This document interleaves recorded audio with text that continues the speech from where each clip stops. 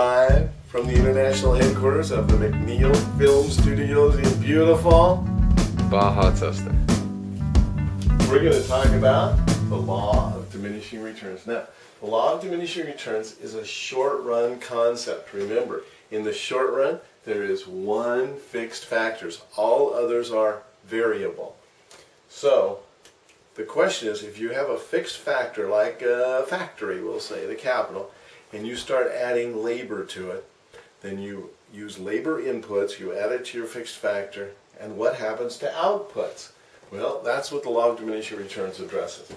As more of a variable factor, or in this case labor, it could be any of them, is added to a fixed factor, beyond some point, there's a little hedge, the marginal product will decrease. Beyond some point, the additions to output will get smaller and smaller. So this relationship between inputs and outputs is, generally speaking, positive. But it's not linear. Every time you add another unit of labor, you don't get an additional 5 units of output from your fixed factor. At some point, these increments to output get smaller and smaller. That's the law of diminishing returns. Here's an example. Here's the fixed factor in our example. It's going to be the factory, and here are these little people. We're going to add them one by one and see what happens to output. So, this column, we have quantity of labor. 0, 1, 2, 3, 4, 5, etc. to 10. Total product, how much total output. This is quantity produced. Total product is quantity produced. How much you get from additional units of labor, and here's marginal product. That's the real issue. So, the product is Hubble bobblehead dolls or something. If you have no units of labor with this factory, you get 0 units of output, and the marginal product is undefined. Marginal product, the formula, is the change in the total product divided by the change in the quantity of the variable input, in this case labor. It's really saying, because you hire one more unit of labor, how much additional units of output do you get? How much additional output do you get? So, when they hire the first unit of labor, they get 10 units of output. The marginal product from this first worker, the additional product is 10 units. From the second worker, the total increases from 10 to 22. That's 12 additional or marginal units of output. That's the marginal product of the second worker. The third's marginal product is 14 because the quantity produced increased from 22 to 36 when the third person was hired in. So with 3 people, 36 units of output, the third worker's contribution is 14 units. This is not diminishing returns. This is increasing returns.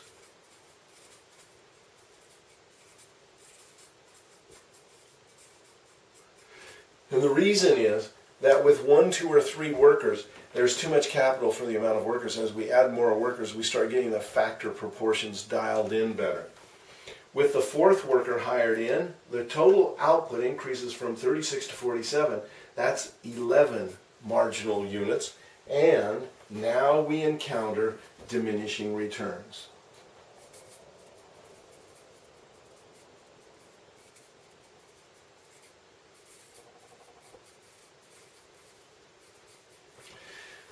The 5th worker, the total increases by 8.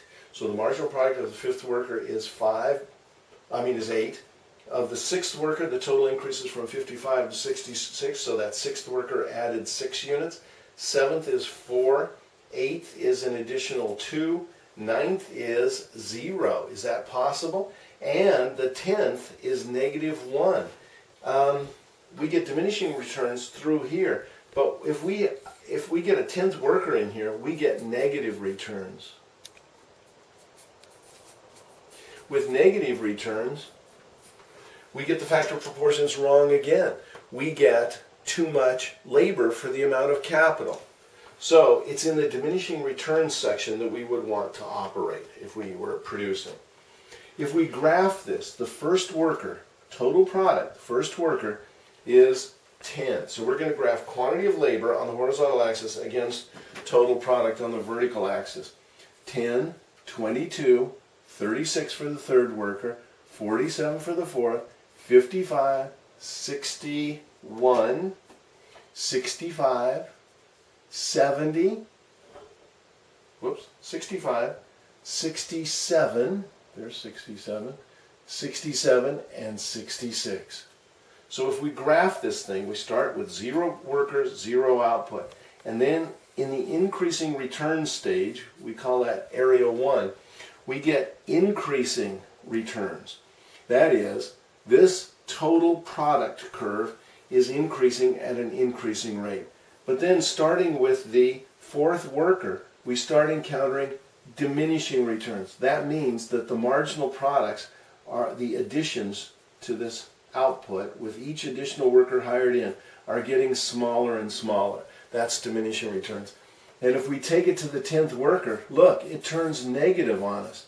That's zone number 3. That's negative returns. So zone 1 is increasing returns.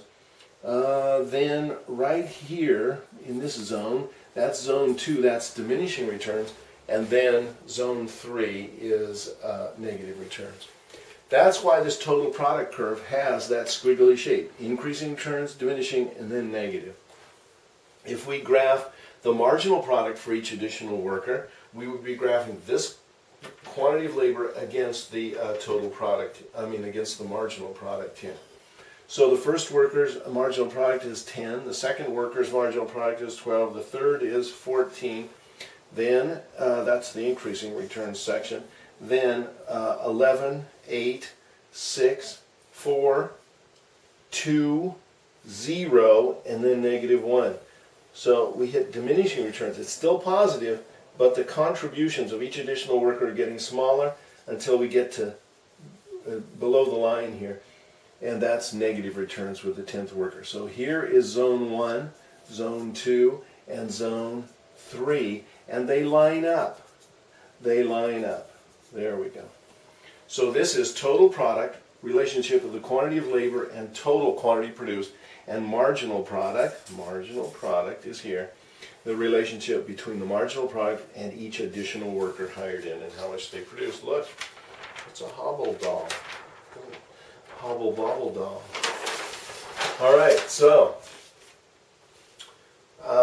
quantity produced. What we're after here is a relationship between total product and quantity produced. Now, if we were to assume that each worker costs, we'll say $200 a day. If this employer spends $200 and it will get 1 worker, and if it hires 1 worker, it'll get 10 units of output. If it spends $400, it will get 22 units of output, because it will, with $400 it can hire 2 workers. If it spends $600, it can hire 3 workers and it will get 36 units of output. I don't know if you can see what's happening here, but this curve is going to be a mirror image of this one, except that unlike this horizontal axis that goes to the right, where we have the quantity of labor, here we're going to have dollars of variable cost. $200 gets you 1 worker, $400 gets you 2 workers, $600 gives you 3 workers, etc. But the important part is you now have a relationship between total product, which is quantity produced of the goods, and dollars of cost. In this case, it is total variable cost. Now, I have to get a piece of paper here. Just have to use this. And watch. I take this relationship, which has, like this. Here is quantity produced, which is total product, and here are dollars of total variable cost. And it goes like this. Boom, there. Now, watch. I'm not doing anything tricky. There's no cutting the tape or anything. No smoke, no mirrors. Look, in plain sight the whole time. I move this here, and then, here's the big trick, rotate clockwise 90 degrees. And look what we've got. The relationship between quantity produced and dollars of cost. And it goes like this. I can't show you this because that's not a function. Impressed? I am. Now, here's quantity produced, and these are dollars of total variable cost.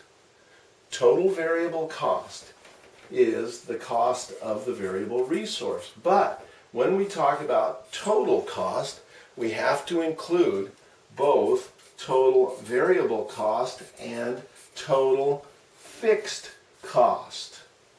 Well, variable costs increase or decrease with output. As quantity produced increases, variable costs increase. If you produce no output, you have zero variable cost.